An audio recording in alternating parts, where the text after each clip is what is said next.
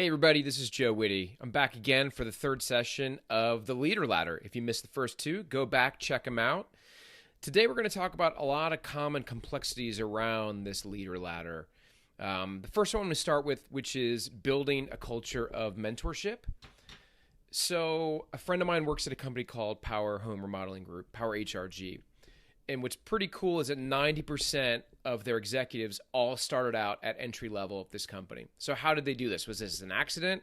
Of course not. It's deliberate mentoring and training process for each of their employees from the beginning. Of course, there's a culture of accountability, right? Seeing where who's showing leadership skills and who may be struggling.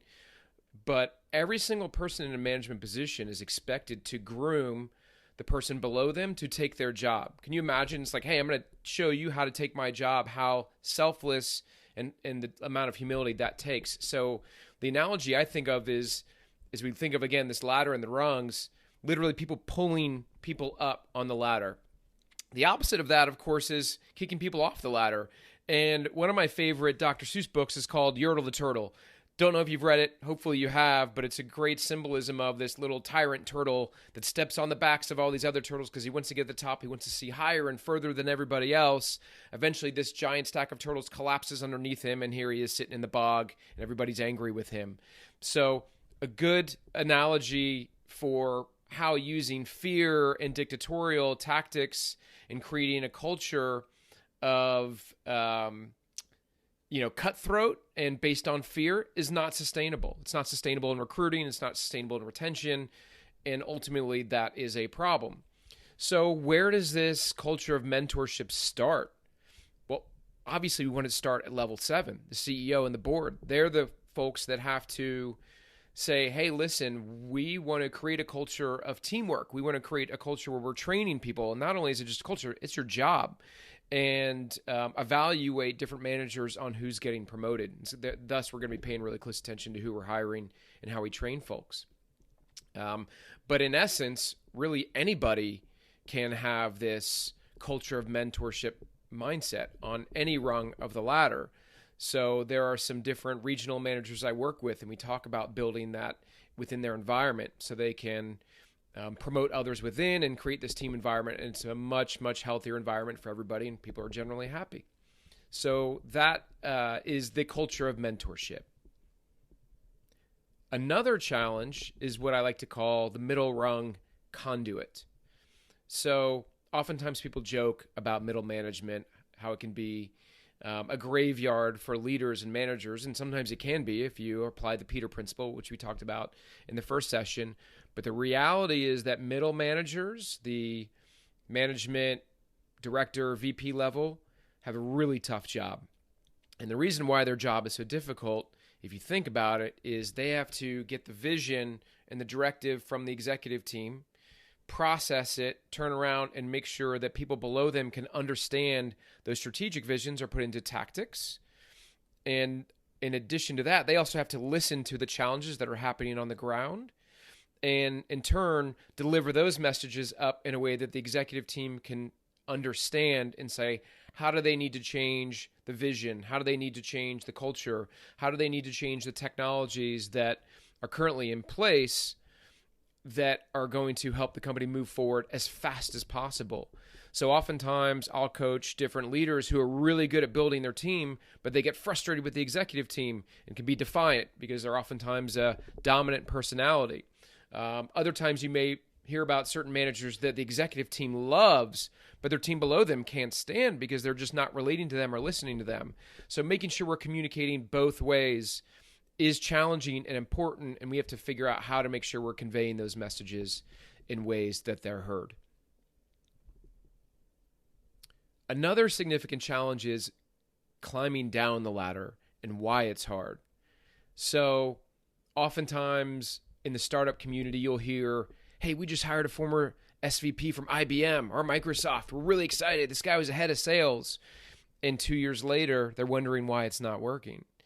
Because sometimes when you're at that level 5, 6, or 7 rung, and you're used to having a staff and you're making strategic decisions, going out and rolling up your sleeves and making things happen on a daily basis is a different job.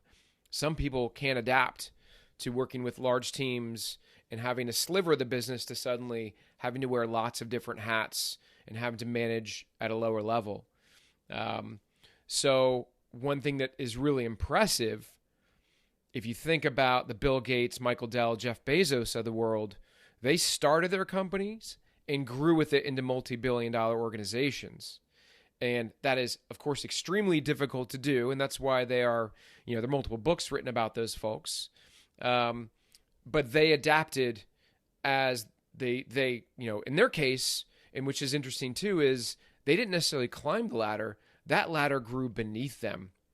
So an area that some CEOs struggle with is they started off and their hands are really dirty and they're micromanaging everybody, and it works because they're a fast processor and they can collaborate in small teams, but not realizing that after people are being promoted 2, 3, 4 levels below them, they have to learn to let that go. They have to trust their leaders and managers to say, hey, here's my intent of where we want to go, and here's the strategy and vision and culture. You guys need to go micromanage different folks, or not micromanage isn't the best term, but manage people and lead them on a tactical level and then report back to me on what's happening.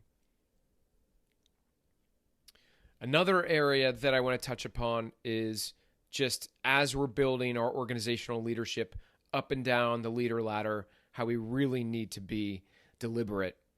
When we first start off our careers, we can be a subject matter expert or learn to become a subject matter expert, and we're doing tasks on the front line, and we're busy doing those tasks.